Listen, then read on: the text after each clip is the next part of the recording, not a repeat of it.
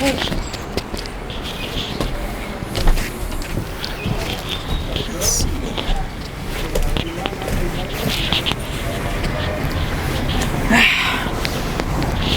So how far I should take a micro from my mouth? Like Here is here? completely fine, yeah. Okay. Yeah. Okay. Good morning, everyone. My name is Lauren, and this is another episode of No Fixed Address. Yay! Today, I am accompanied by Andre, and we are here in a city called Ella in Sri Lanka. So we arrived yesterday. We took the very famous Kandy to Ella train, although we took it from Norelia. Yes, Norelia, because, well, actually, we didn't even take it from there. We took it from another station because a bunch of parts of the train, are, I guess, or the railway, they're remodeling or it's like going to fix reconstruction. it. So, it's reconstruction until 10 of November. So, if you're going to Sri Lanka, just keep it in your mind, you cannot take the train anymore. And from Colombo, you also cannot take a direct train to Ella, since of such renovations. Yeah.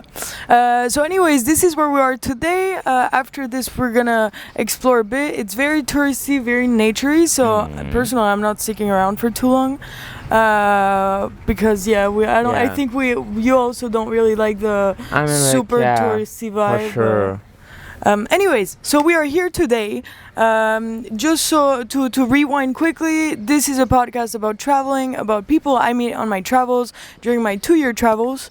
And so today I am here with Andre. Can you please tell us a little bit about your background to get us started? So my name is Andrew. I'm from Ukraine. Now I live in Ireland, obviously because of the war. And I'm doing marketing at the moment. I used to work in Burger King. Randomly quit my job, moved to Thailand, after that moved back to Europe, found my new job, whatever. I'm just traveling around, messing around, looking for myself and looking for other people who I can meet and connect. Okay, wonderful. So I think to dive into this, why don't you tell us a little bit about, I think this is so interesting, and you should definitely share this with people, because so many people are struggling with the job market. And let me just premise this by saying, not that we recommend you doing this technique, but you could try. You could try. So this is you don't lose nothing if you try. So step number 1, download ChatGPT. Step number 2, create a fake CV. Basically, you can add any jobs, like if it's marketing, any background, if you do social media want to do social media management, any background, because all of the companies are asking at least for 2 years of experience, and you can basically get nothing without any experience, so you should to create your experience. So I make my fake CV using ChatGPT first 3 months of job. After that, I become a professional, and I did like that. You just need to apply a lot of different CVs to a lot of different companies, right? Not to big companies, usually it's kind of like smaller one for 25 employers working into it or something like this. So and it could work out for you, and it's very good if you have I would say any friends who already do something like that, just because they could help to you during the process. But it's not it's not the best way, but at least you can try if you're really struggling, as I did, because I was stuck in Thailand without any fucking money, so I had no choice, because you cannot find any proper job in Ireland in Thailand, to get back to Europe, Okay, so just to put this put this in, summarize this, an instruction. Yes, exactly. We're not really an instruction, but what you did is you basically needed a job. You decided to try to apply to digital marketing jobs. You faked your CV, but he had zero experience. Obviously, he had his friend that had already done a little bit, but he applied, he got the job, and he basically learned. And in the first 3 months, you were able to learn how to do all this digital marketing stuff. Then you became good, and in less than a year he became head of his department. I think that's and if we want to get something from this story, I want to say, never aim too low. Don't limit yourself because you don't have the skills for a job or whatever. I'm not saying lie on your resume, obviously, but I think you can always as long as you show up with confidence, and then you, at the end of the day, you're gonna have to figure things out, right? So the best way to figure things out or learn things is as you do it and as you go along. Yeah. And this didn't really set you back, which is great, and it's so impressive. Thank you. Yes, no, it's crazy. Can you tell us? So we talked about this a little bit yesterday, but why don't you also give us an overview of your overall background? Because you are an entrepreneur. I feel you have All of my background, like. From what I should start, like from give us a little bit of a timeline of where you started and how the different stages and the different feelings that you felt throughout that got you where you are today. So I don't know if people know or not, but Ukraine is not like a rich European country. It's more like, I wouldn't say very poor, but like, you know, there is very rich people. And there is like a low class and high class. There is no middle class almost at all. Average salary in Ukraine is going around 8,000 Ukrainian monies, hryvnias. What is going around like $250 or something. And basically because of the war now, prices are very high. So people live on a barely, yeah. And so when I was 14-15 years old, I started my job. I was doing a lot of different stuff. I mean, like, I was doing a post, I was working on the trains, I was like doing call center job as a sales manager in Vodafone company. Hi everybody. I'm not under NDA anymore because like it's more than 5 years over, so yeah. And basically, yeah, I was working, making money, collecting money, keeping my money. And when I was 18, something like, I don't know, middle of my 18, I opened my business. It was a dance studio in Ukraine, in a small city which called Rivne. It's my native city. And like, yeah, basically it was kind of tough at the start, as always when you're doing your first business, especially if you're 18 years old and have no fucking experience. But like, yeah, overall, after like 1 year, it was started to going well. Over like 2 years, it was much better. And like after war started, so basically, yeah, I was forced to leave Ukraine because of the war, and I was lost my business because of the missiles attack. And yeah, I moved to Denmark and started from zero in Burger King. So yeah, and I was working in Burger King for 3.5 years, yeah, from 2022 May until December 2024. I got burned out, moved to Thailand from that for 3 months, ran out of money, fake my CV, got a new marketing job, moved to Ireland, that's it. And now I'm here traveling. I used to travel CE Asia, yeah. So like Thailand, Malaysia, Indonesia, whatever, and now I'm stuck in Sri Lanka because of Dubai war. You know, I feel a lot of people stuck over here. And you know, Fabio also stuck here because he can take his flight, right? Yeah, our another friend. Whatever, yeah, so it was like, long story short, it was something like this, I don't know. And I think I also want to point out the fact, something you didn't mention, when he arrived to Denmark, he didn't know a word of English. Yeah, I wasn't speaking English at all. It was like 2022 May, and I wasn't speak obviously Danish at all as well. This is why I got to Burger King actually to work, because I couldn't find a proper job without English or Danish. Yeah, but the most important part out of all of this is that you were able to also learn English. Yeah. And pretty much on your own, right? I was only on my own. I mean, I was just going on Tinder dates and something like this, just to speak with people. Even I don't know how. I was trying. I was just mentioned what people saying, how they saying these things. I was googled what does this mean, and I was reading a book. It was Game of Thrones, what is very, very like rare option if you're a beginner in English, reading the Game of Thrones. But I was trying because I really love a TV show, and like, yeah, basically I was reading, watching some Netflix show with subtitles, and like speaking with people.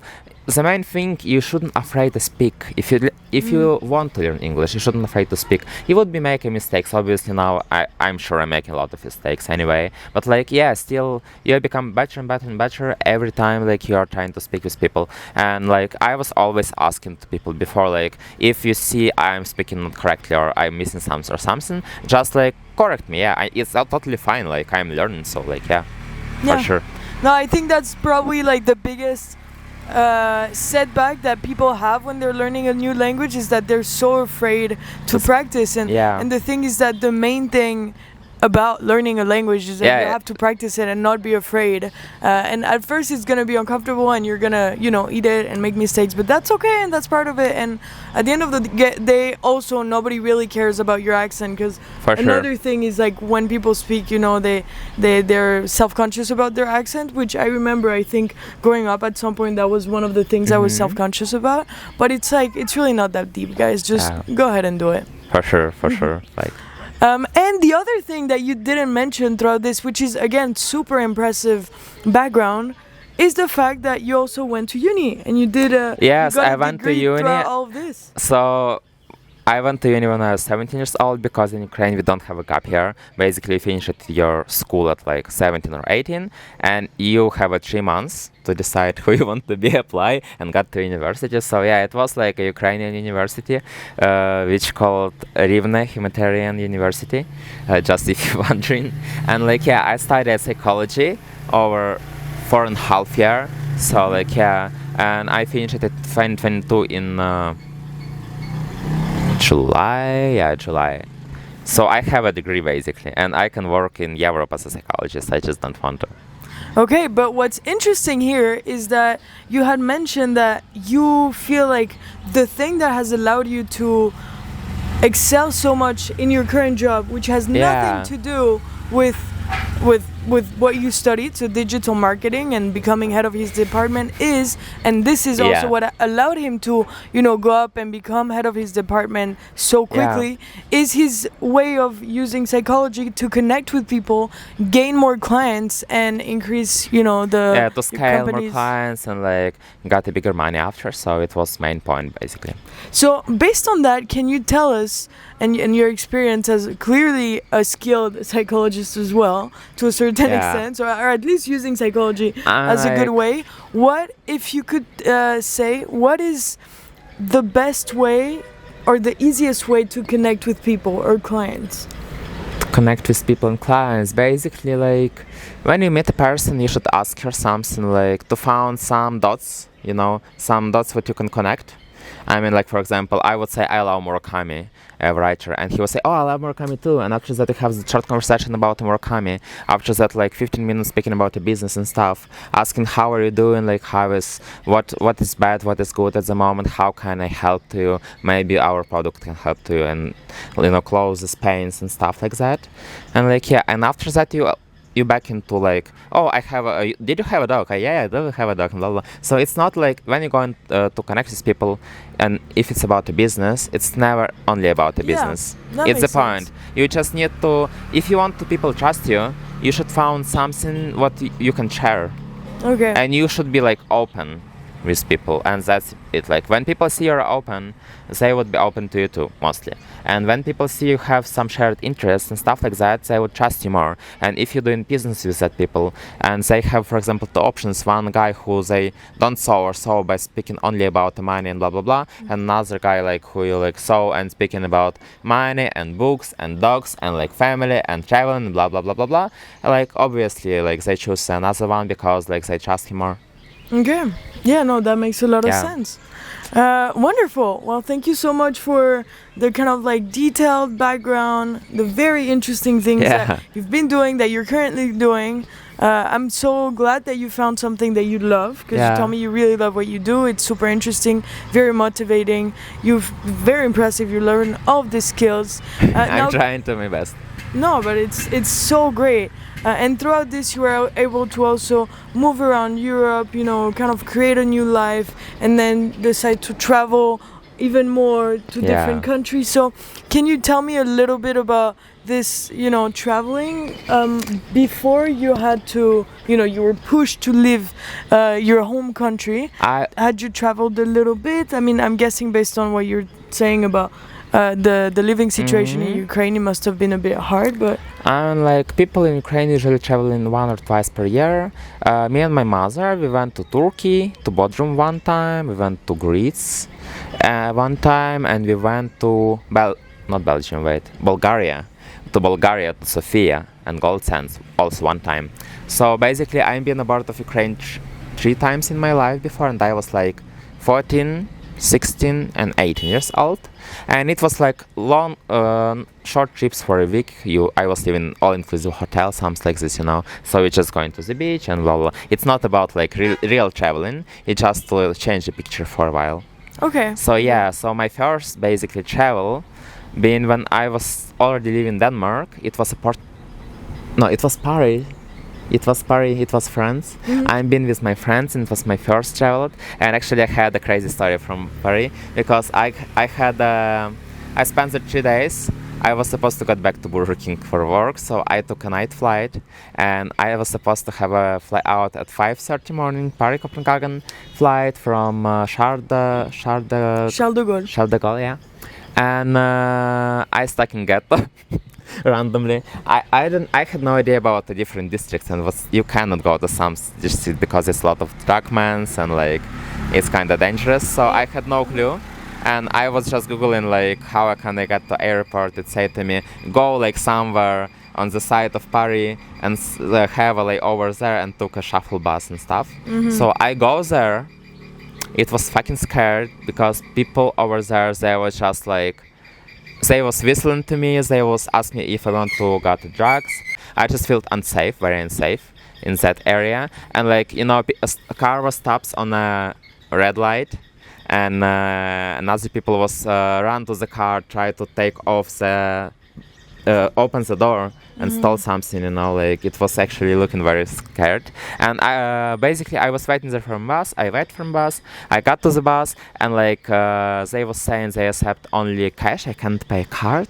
And I left all of my euros to my friends because in Denmark we don't use euros. So I had even no €1 like in cash. So I couldn't use the bus. I couldn't moved out from that area because buses, like regular buses, not going. I couldn't take a shuttle to airport because I didn't have a cash. It was started with rains. Everybody is like fighting around, And I was start looking for ATM, and I was like only one white person in white shoes, white pants, white coat with white iPhone over there. And it was very weird. There was no tourist at all. And I was walked to ATM, and I was saw another girl who was very who looked very nice. So I walked to her, but after that I saw she is without her shoes, and she is walking next to park and take from the ground that think you can do injection. Oh my god, used what the one. fuck? So I was thinking no, because I was wondering if I could ask her for €3, but obviously now no. It was my first trip trip to behind of Denmark, and basically my first traveling ever. So yeah, and I don't found ATM. It was a coffee shop which called ATM, and it was very tiny street, and basically I think it's tourist trap or something like this. So you walk in there and you cannot walk out. I mean, if someone would be behind of you, and you walk in by that very tiny street, even 2 person can't walk there together, right? And I think if somebody would behind me, they could basically kill me or rob me over there. Because it's a closed area with walking, only one tiny street by walking and walk out. It's the same street. So and I looking around there was no ATM, so I turned on back, and I was trying to sell my umbrella to drug people because it was rain, because I was need fucking €3, but nobody didn't want that umbrella because they are on the drugs and they didn't give a fuck. So after that I found another guy, and he was nice as well, and I asked him where is the ATM. Did know where is the ATM? And he said yes, I know where is fucking ATM, man. We are in ATM, man. People are money. We are in ATM. He was under drugs. He was just speaking some bullshit, whatever.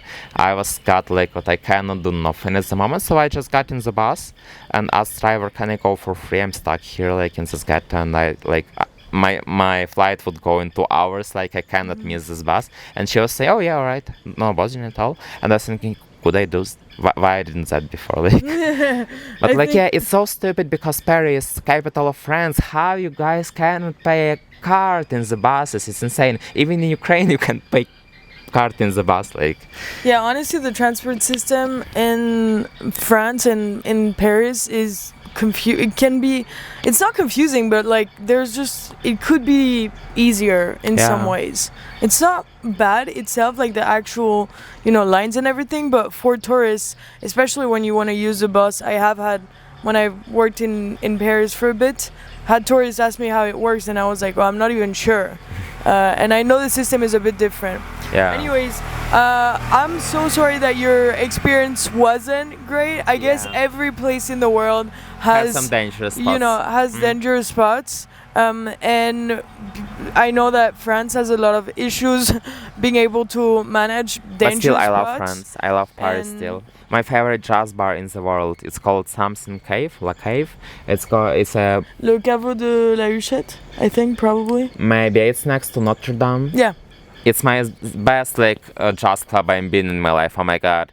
Sometimes I just took my flights from Dublin to Paris just to go there for one night, and next morning I'm going back to Dublin. It's like so lovely, and I love Paris. Beautiful city. You just need to Google area. What I wasn't did because it was obviously my first travel, so I had no idea how to travel, and I wasn't thinking it could be unsafe somewhere because Denmark is fucking safe country, and it was my first European country I used to live. So I was thinking everywhere in Europe is that safe. So Well, unfortunately, it's not always super safe.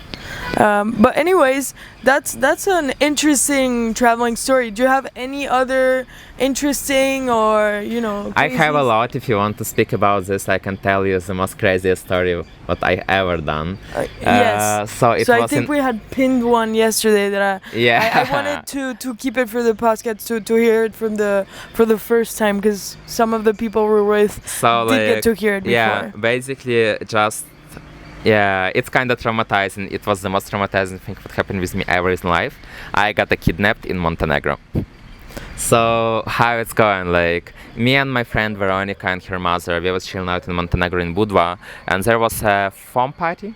So it's a pool foam party. It was somewhere middle of nowhere, I don't know. We took a boat to get there. It was a nice beach over there, blah blah blah. And we was drinking. I was drinking, a watermelon, half watermelon with vodka and stuff inside. It's cocktail mix. It was so tasty and so drunk. I was not even tipsy. I was fucking drunk at that moment.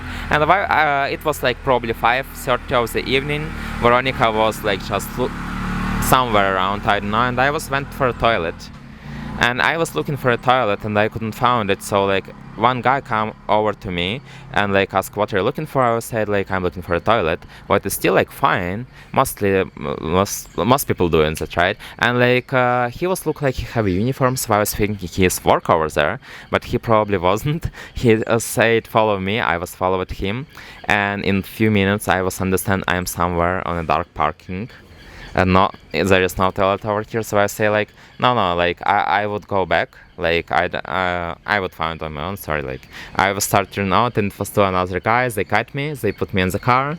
I was so They drunk. actually They actually take me, three guys, and put me in the car, closing the car, start to drive. And I was in my swimming pants, without t-shirt, without my phone, without my wallet, without absolutely nothing. Where did you leave them? Who? Well, your stuff. They was with Veronica on our table. Oh, okay. Because it was a pool party, so they have a table. So I leave everything on the table because I was swimming. You were and stuff, drunk, fair enough. And I was swimming, so I couldn't keep my phone with me, Yeah, right? of course. And so it was 10 or 15 minutes drive. It's hardly to remember. And first it was fun because I wasn't totally understand what is going on. Why I was so drunk. I was asking them for a cigarette. I remember. Obviously they don't give me a cigarette at that moment. But and they drive me there and said we need money.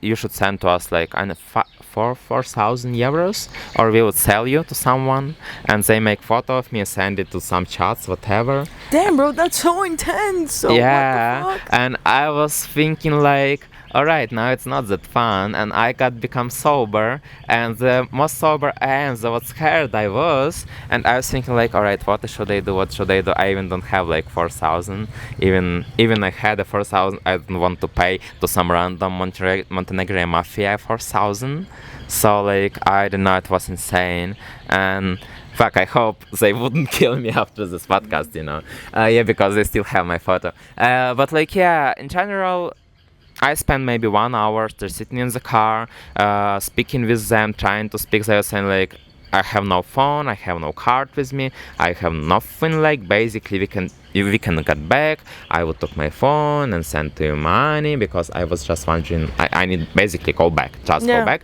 After that, I would figure out something. And like yeah, after that, it was maybe 15 minutes more. And it was one girl. She has arrived. She was look like she's doing prostitution or something like this. She gave money to the head of that guys, right? And she started to smoke. I asked her for a cigarette. She gave me a cigarette, and I started a conversation with her. I was thinking maybe if I would be nice with her, she have influence and they let me go. But no, I started to speak what I want to leave. I have money. Let's go together back to the beach party. I would give you money what I don't have, but obviously what I supposed to do. And she said no, we won't go nowhere. I say please. She do this thing to me. She say stop slapped speaking you. or pay. Damn. And I was alright. So I was shut up. And yeah, and they was wondering, they was sending my photo in few different chats as well, but I think it was complicated to sell me or something. I don't know what I was lucky Or for. maybe it was a bluff. Or maybe it was a bluff still, yeah, who knows, I have no clue. But yeah, and in one moment she was saying to another guy, alright, it's basically easier for us get back there, he take his phone and send money to us from his phone. Right, so yeah, and it was me and two another guys, three another guys. One is going ahead, me on the middle, and two behind. And I was still, I was still trying to look drunk. I wasn't drunk, but I was still pretend I am a drunk, so they wouldn't be relaxed. And in Montenegro, they have some hills, big hills, low hills, and we was walking like this. We was drive back to the parking and walking like this next to the hills, and I was thinking should I run? I was walking like this, to pretend I'm drunk and speaking some bullshit to pretend I'm drunk. And when I see it's kinda 2 meters jump, I just jumped and start to run. So basically they wasn't jump, they start to run behind. From the street, and after that started run to me. So I got to the crowd, found my friend Veronica, found her mother. They could do nothing with me in the crowd, but they started to call to someone. So I was kind of scared. So yeah, basically I was Veronica was, where are you? I'm looking for you for 2 hours. He's my friend. I met Australian guy. We're looking for you for 2 hours. Blah blah blah. I say I got fucking kidnapped. Let's run out, please. So yeah, and I got there. And after that, I write to my another friend who is from Montenegro, and he said to me, "What in Montenegro there is the biggest mafia in Europe, and Montenegro is the biggest provider of human trafficking in Europe. So be careful in Montenegro, please, guys. Be careful in Montenegro, not get too drunk." And yeah, and basically he said I should move out from the country right now because they have my photo and they have mafia everywhere. So I got to Albania 6 morning next day. And from there I took flight to Barcelona because I wasn't feel that safe in Albania because I was thinking maybe they have mafia as well, or it's too close to Montenegro, whatever. Yeah, it was the craziest thing was ever happened to me in my life, but it was such a big experience. I not recommend to repeat my experience, please be careful, but yeah, experience is experience, and I love what I am alive. Yeah, my life is a fucking movie. Damn, that's crazy. Honestly, that's an insane story. That is so intense and insane story, and yeah, I feel I want to smoke when I speak in roses, but I don't have a cigarette, so. Damn. I can't. This is wow. Yeah.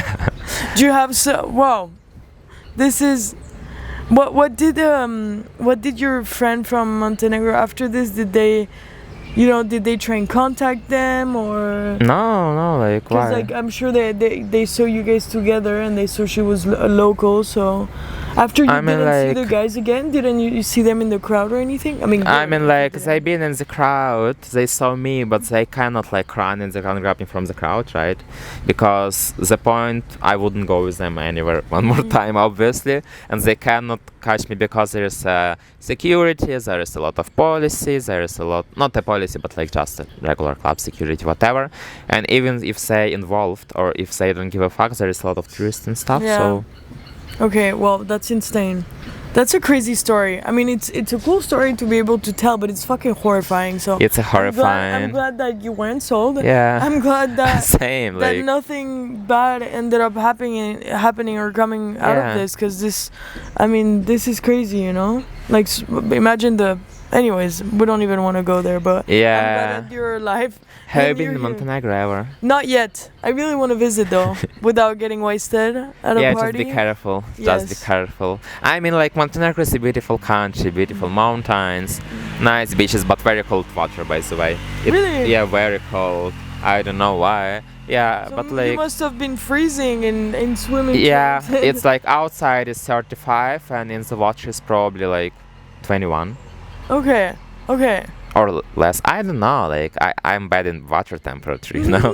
But like yeah. Anyway, it was very cold and everybody is saying it's cold. Maybe it's only in Budva. Maybe if you go like to some other cities. What I've been only in Budva in Montenegro. I even don't know what is the names of another cities in Montenegro. Yeah. Damn. That's crazy. Anyways, do you have maybe some happier, better stories? Or Yeah, maybe because now it's another- going to dark, right? Yes. Hector Bachelor stories like every my visit of Thailand, like I don't know. Oh no, I know what I would tell to you. It's first time I saw the ocean in my life. So basically, most of Ukrainian people they never don't see ocean in their life. Basically, they just go into Egypt, to Turkey, to Bulgaria, like to some countries in Europe, but like yeah, not far away, like to Thailand, to Sri Lanka to see Indian Ocean, or like not to Portugal or UK, like to see Atlantic Ocean, because it's quite expensive for people. Like, and how I said before, salary is around 250, 300 mostly. In most all of people doing this thing, so it's like you see, it's not that easy because you need to pay for your rent, groceries, like some extras, whatever. So yeah, it's hard to find money for a trip, but people still do, you know. Like I'm glad all of my friends now getting like a better job, better payment jobs. What is like rare thing for Ukraine, have over like 800, 900, but like my friends somehow they do, and I'm impressed because I'm working for like Ukrainian company as well, but we based in Europe, so we have a European salary. But like my friends, they do like Ukrainian companies in Ukraine and have like good amount of money, so it's also nice. Okay. Yeah, and yeah, so back to my story. Portugal, my second trip in my life. Right, it was with my friends. I buy tickets for myself, for my friends. I took a hotel because I know they want to see it, but they didn't have obviously the money, and I love them, so I make it fucking a lot of money in Denmark at that moment. It was like, for me, it was like my salary in Denmark in Burger King. It was like my salary in Ukraine for 1 year, right? And for me it was like fucking big money, so I was like messing with money everywhere, buying an iPhone, buying some cool stuff for myself, buying the tickets to Portugal for me and my friends in the hotels and blah blah blah. So yeah, but like first time I saw the ocean, it was probably one of the best moments in my life because it was in Sintra. You see have you been in Portugal, right? Yes, but not Sintra. So behind of the Sintra there is the coast, and there is more east part of the Europe, not east, south part of the Europe. Where is the Portugal? On the south?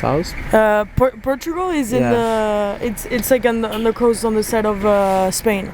Yeah, I know, but like it's the south or like.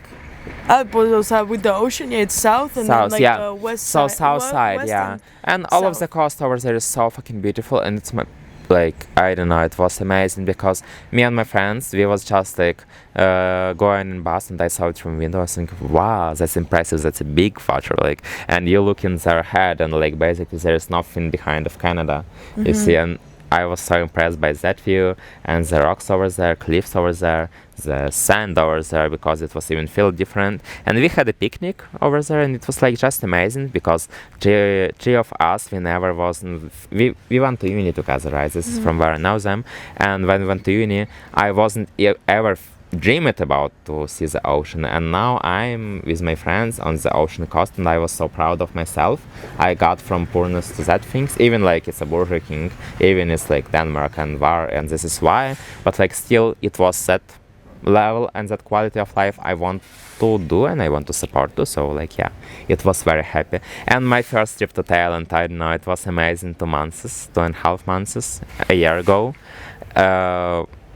It was crazy, it was fun, it was such an dreamy, like, you know, I hadn't worked at the moment, so I was just chilling out, going for parties, meeting some people. First time in my life I met Australian people over there. And for me, like, it was very weird because I never saw Australian people in Europe. I think they not traveling that much over there, or maybe I just don't met them that much. But like, yeah, in general, Thailand was such a surprise for me. And from Thailand, I got the obsession with Asia, so I started to backpack in Asia. Okay, Yeah. that's great. That's a wonderful story. Thank you Yeah. so much, and I'm sure it's definitely must have been such an intense and like a grateful moment of gratitude and just a moment Yeah. of awe and showing you exactly what you want from life. So it must For have been sure. so great. And yeah, did this moment also made you think about? I mean, I'm sure you also probably felt a bit nostalgic from home, from your childhood, Yeah, I do. from how you were brought up. But did it make you think maybe? How do you feel about perhaps coming back to Ukraine? Mhm. Obviously, once all of this is over. Yeah, when war will be over, I would love to go back to Ukraine. I would love, but like I think it would be a big economic crisis after war, and a lot of people like struggling. And when war would finish, it would be amazing day. It would be best day ever because people stopped to die, and people stopped to be a soldier and dying on the war and dying at their homes because we have a missiles attack in Ukraine. It's very important to say for me on a big auditory, whatever. But like yeah. Cities got bombed every day, and not only like some war base or something like this, right, with soldier, no, just civilian houses, schools, hospitals, theaters, cinemas, zoos, like yeah, everything is got like this. Hi, bro. So like it was, it's the main thing. So it's unsafe. Even you sleep, you don't know you would wake up or no. But people still going for a walk, going for parties, living their lives. Because they know they would wake up or they wouldn't wake up next day. So they live every day. Yeah. And when war would be finished, it would be amazing, but like it would be very big economic crisis, and I don't know, I would go there back like second day after, right?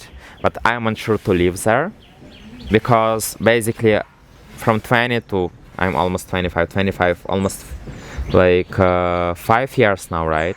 Four and something years I'm spending in Europe at the moment, and I really love it. So I think I would live on two countries in the same moment, in Ukraine for a few months, in Europe for a few months. Like yeah, but mainly I would base in Ukraine definitely because it's my homeland. I would just like love to travel around Europe, stay in Spain for a few months, in Portugal for a few months, in Germany for a few months, be in touch with my friends and like yeah. But who knows, maybe now I'm in Ireland and like maybe I would do we don't know, it could be go 5 years ahead, right? Yeah. And if I would be 30 and I would be in Europe, I definitely wouldn't go to Ukraine because I would build my life there in Europe. So like it depends. But if it going like in this year, what is probably wouldn't, but like if it is this year, next year, yeah, I would back. Of course. Yeah. Of course. Okay. Thank you so much for Of course. sharing. Yeah. Okay, so I know right now we need to start like heading out. So again, we're always tight on time on this Yeah. podcast. But thank you so much for sharing all of this. Absolutely. Especially the very personal and scary stories. Yeah. We're gonna start wrapping. I feel people need to hear it so they wouldn't think like it's, they need to be careful because I'm never don't think about my safety. I mean, I'm staying in the cheapest hostels, I'm traveling on my own, often somewhere in different places, meeting different people, but like I don't think safe it's not safe, I'm just going. And like, yeah, and after that case I start to be more careful, and it's what people should do. Don't go to some dark places with random people you met in Montenegro, like, or in any another country, especially if it's look like weird. Yeah, I guess it's just like anything. Whenever you, because the crazy shit usually happens in contexts where you have alcohol or drugs Yeah. or partying or nightlife involved. But it's always about being careful. In this podcast, we share the very good traveling experiences, but clearly also we need to be aware that shit can always happen. Absolutely, guys. Absolutely. Don't let it discourage you from visiting other countries, because I think the positives really just take over all the negatives. Anyway, so we're gonna start wrapping this up. As kind of like little tradition for the podcast, what I do is I ask 2 final questions to my guest. The first one is the random question of the day. Now, for you, question of the day. Yes, exactly. So your random question, which I feel like you are probably like the perfect person to answer this, is: what's a trend you secretly hope never comes back? What's a trend I secretly hopes never cut back? Skinny jeans. Okay, you were ready for this skinny shit. jeans, like definitely skinny jeans. I don't know, like people in Denmark still use skinny jeans. Really? Yes, they do. But some Loki, of them. Are they coming back up again with like the low waist stuff? I'm also not a big fan. I mean, like I used to wear skinny jeans when I was 16, 17 years old, and like never back. I don't know. Only baggy. Okay, good. All right, I like this one, and I can retweet it for sure. Yeah. Perfect. Thank you so much. And then, so for your last final question, can you please share with us what your current favorite song is? Extra points if it's a local song. We're currently in Sri Lanka. Totally fine if it's not the case. And I'll use it for the outro. So it's not like a local Sri Lankan song, obviously. It's hard to say because I love so much songs. Oh my god. So I would say I Love You by Fontaine DS. Okay. You have I don't think I've heard it, no. And like another one is a Ukrainian one, what I was listening today. It's called Nevidomo by Nikov. It's a Ukrainian artist. Okay, that's really cool. Yeah. I like the... I mean, I can turn it on for a second, like...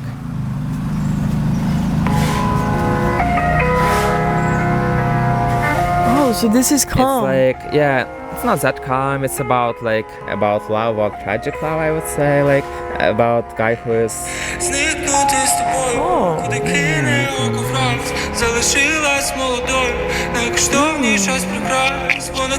Ooh. Yeah, it's really cool one. Like I love it. And he's singing like I would escape somewhere with you, from anything. You are the beautiful diamond in the world, and like I really love you, but like you're so far, blah blah blah. Yeah, it's actually that's really cool. Yeah. Wow, I really like it. I want to listen to it after. Yeah, I would send it to you after. Okay. And also as another one, I Love You by Fontaine DS. You probably heard it. It's kind of popular, but like it's an Irish band.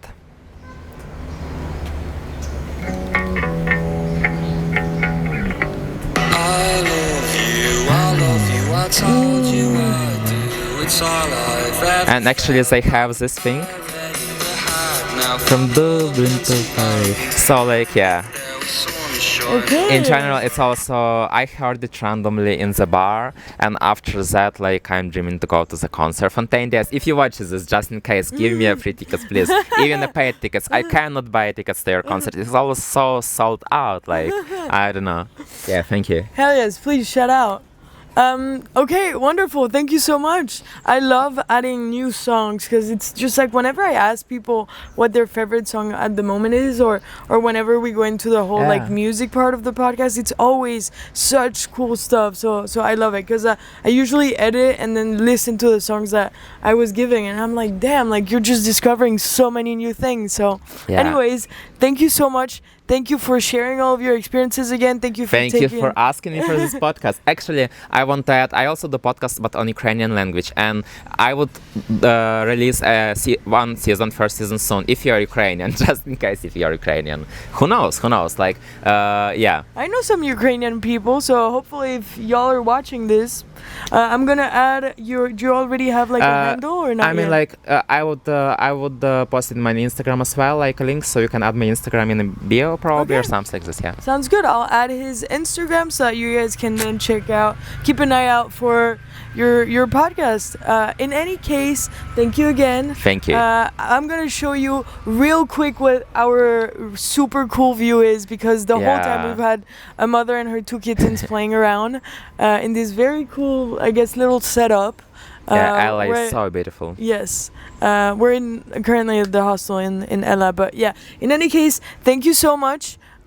If you like this, well, more episodes are coming. I keep filming. I keep meeting really cool people on my travels. So thank you so much for watching, and we'll see you on the next one. Bye bye. Thank you, guys. Let me show you the kittens real quick. Look at this. Oh no, they ran away. The babies ran away. Oh, we got one here. You can't really see.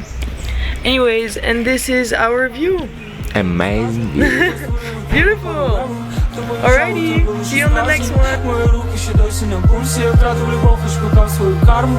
Стимул тягнув до важкого люксу. Чутливий на слух, я роблю це не дарма. Зникнути з тобою, куди кине око враз. Залишилась молодою, найкоштовніша з прикрас. Воно квітне із весною. Я відчув це рік.